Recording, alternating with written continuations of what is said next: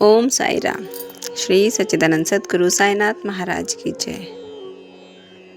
मैं साई रीना, साई लाडली रीना चैनल में आप सभी भक्तों का स्वागत करती हूँ। आज फिर एक नई कथा लेकर आई हूँ साईं बाबा की ऊदी की। शीर्षक है साईं बाबा की चमत्कारी ऊदी से बंद पड़ी आवाज़ लौट आई। कथा 81। ओम साई राम, जय साई राम। भक्तों, कहते हैं कि साईं बाबा अपने भक्तों की पुकार सिर्फ सुनते ही नहीं बल्कि समय आने पर उसका उत्तर भी देते हैं। कभी एक संकेत से, कभी एक स्वप्न से, कभी किसी अजनबी के शब्दों से और कभी ऊदी के चमत्कार से। आज की ये कथा एक ऐसी सच्ची घटना पर आधारित चमत्कारी लीला है जिसमें एक लड़की की बंद पड़ी आवाज़ साईं बाबा की कृपा से फिर से लौट आई। यह सिर्फ शरीर का चमत्कार नहीं था, यह विश्वास के पुनर्जन्म की कहानी थी। तो आइए पूरे प्रेम और श्रद्धा से एक बार बोलिए ओम साई राम। कथा का शुभारंभ करते हैं। यह घटना है राजस्थान के एक छोटे शहर की, जहां एक परिवार रहता था। घर में थे माधवी, उनके पति राकेश और उनकी 18 वर्ष की बेटी काव्या। काव्या बहुत ही प्यारी, समझदार और प्रतिभाशाली लड़की थी। उसे भजन गाना बहुत पसंद था। हर गुरुवार वो साईं बाबा की आरती में इतनी मधुर आवाज़ में भजन गाती कि मंदिर में बैठे लोग बस उसे सुनते ही रह जाते थे। माधवी अक्सर कहती, मेरी बेटी की आवाज़ में बाबा का आशीर्वाद है। काव्या का सपना था कि वो आगे चलकर भक्ति गीतों का चैनल बनाए और लोगों तक साईं बाबा का नाम पहुंचाए। लेकिन एक दिन ऐसा हुआ जिसने पूरे घर की दुनिया बदल दी।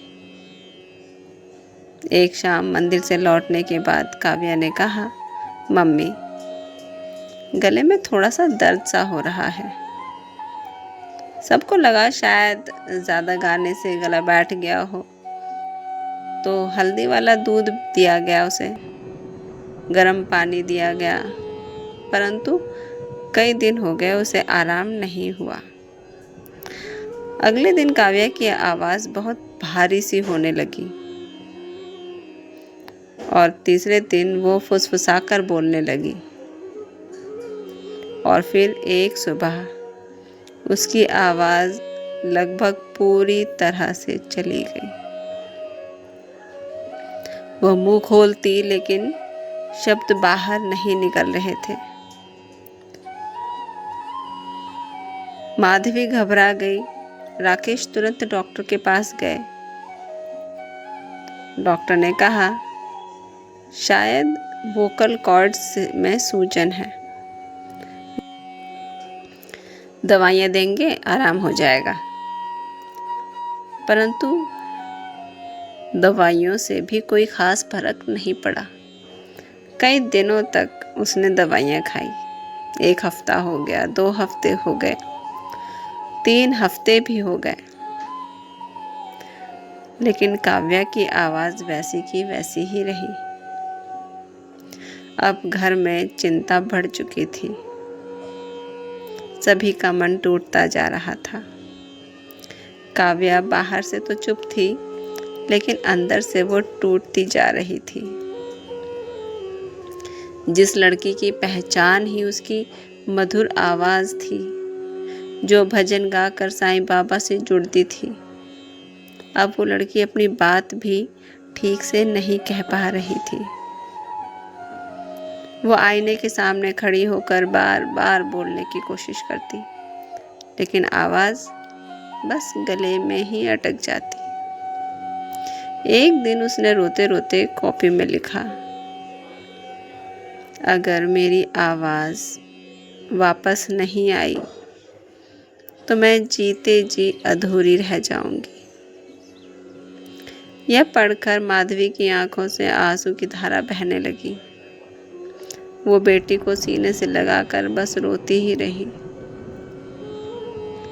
उस गुरुवार माधवी सुबह सुबह उठी। उन्होंने स्नान किया, पीली साड़ी पहनी और साईं बाबा के मंदिर के आगे दीपक जलाकर बैठ गई तथा काव्या भी चुपचाप आकर उसके पास बैठ गई। माधवी ने हाथ जोड़कर कहा, बाबा, मेरी बेटी की आवाज़ लौटा दो प्रभु। वो आपकी भक्ति करती है, आपके भजन गाती थी। उसकी आवाज़ में आपका नाम बसता था प्रभु। अगर उसकी आवाज़ चली गई तो उसका मन भी टूट जाएगा। फिर उन्होंने काव्या से के सिर पर हाथ रखकर कहा, बेटी, आज से सब बाबा के हवाले। उस दिन माधवी ने पूरे मन से साईं सच्चरित्र का पाठ शुरू किया। उन्होंने मन में संकल्प लिया, जब तक काव्या की आवाज़ नहीं लौटती, मैं हर गुरुवार बाबा का नाम लेकर ऊदी लगाऊंगी। उसी रात काव्या को एक बहुत अजीब सा सपना आया। उसने देखा कि वो शिरडी की द्वारका माई में बैठी हुई है और चारों तरफ दीपक जल रहे हैं। हल्की धूप की खुशबू, साईं बाबा बैठे हुए हैं। काव्या रोते हुए उनके श्री चरणों में गिर गई और वहीं बैठ गई।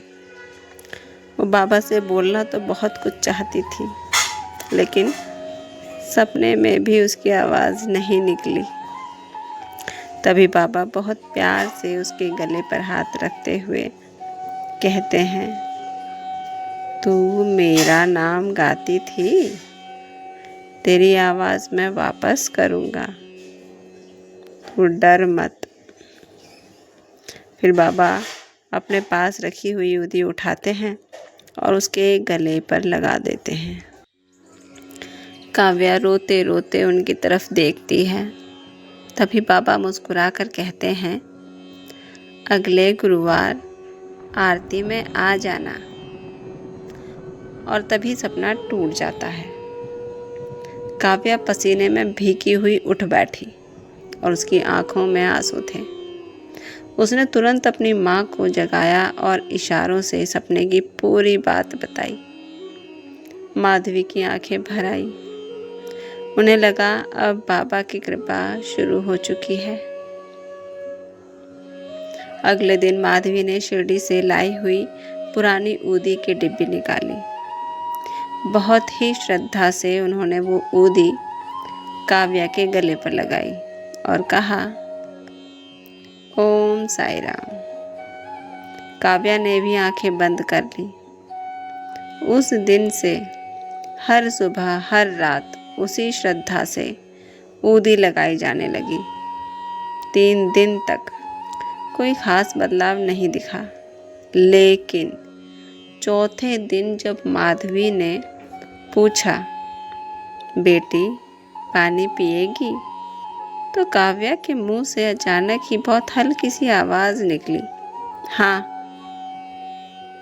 बस एक छोटा सा शब्द, लेकिन माधवी के लिए वो किसी चमत्कार से कम नहीं था। उन्होंने तुरंत बाबा की फोटो के सामने दीपक जलाया और रोते हुए कहा, बाबा, बाबा आपने सुन लिया प्रभु, आपने सुन लिया।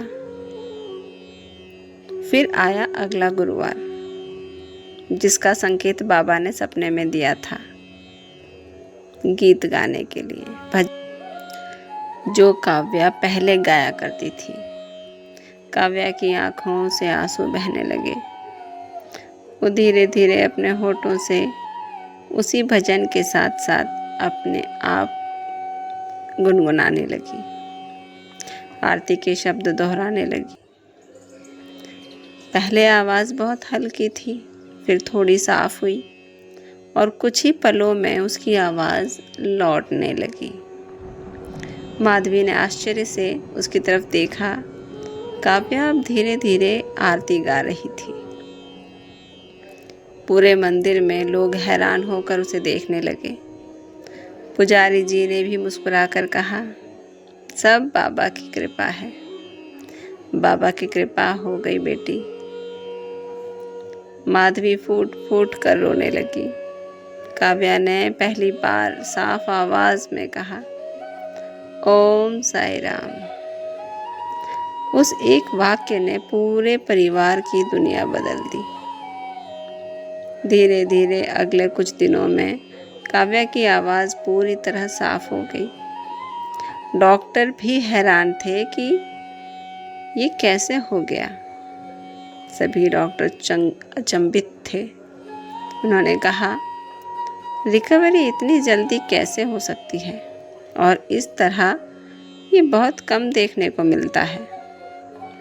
लेकिन माधवी और काव्या जानती थी कि ये सिर्फ इलाज नहीं था, यह साईं बाबा की कृपा थी।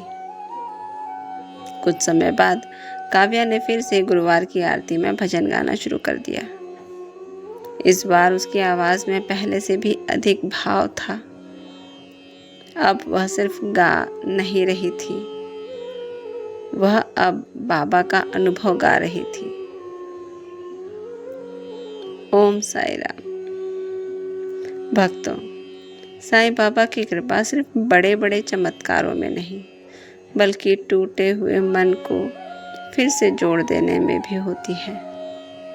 अगर आपके जीवन में भी कुछ ऐसा है जो आपसे छिन गया है, सेहत, उम्मीद, शांति, नौकरी, रिश्ते या फिर आत्मविश्वास, तो आज पूरे मन से साईं बाबा से कहिए, बाबा, जो खो गया है उसे आप लौटा दीजिए, और फिर श्रद्धा और सबूरी के साथ उनकी कृपा का इंतज़ार कीजिए।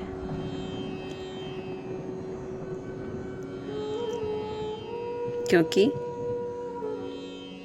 जहाँ साईं का नाम है, वहाँ असंभव भी संभव हो जाता है। ओम साई राम। तो आइए आज हम सभी भक्त बाबा से प्रार्थना करते हैं। आज की प्रार्थना, हे शिरडी वाले साईं बाबा, जिस तरह आपने इस बेटी की आवाज़ लौटाई है, उसी तरह जो भी भक्त ये कथा सुन रहा है, उसके जीवन में जो भी कमी, दुख, बीमारी या टूटन है, उसे अपनी कृपा से भर दीजिए। जिसकी आवाज़ चली गई है उसे स्वर दीजिए। जिसका मन टूट गया है उसे आशा दीजिए, तथा जिसका विश्वास डगमगा गया है उसे अपनी शरण में लीजिए। ओम साई राम, ओम साई राम, ओम साई राम। तो आज की इस चमत्कारी कथा को यहीं समाप्त करते हैं। बाबा आप सब पर कृपा रखें, आपको आशीर्वाद दें और कष्टों से दूर रखें। ओम साई राम, जय साई राम। श्री सच्चिदानंद सद्गुरु साईनाथ महाराज की जय।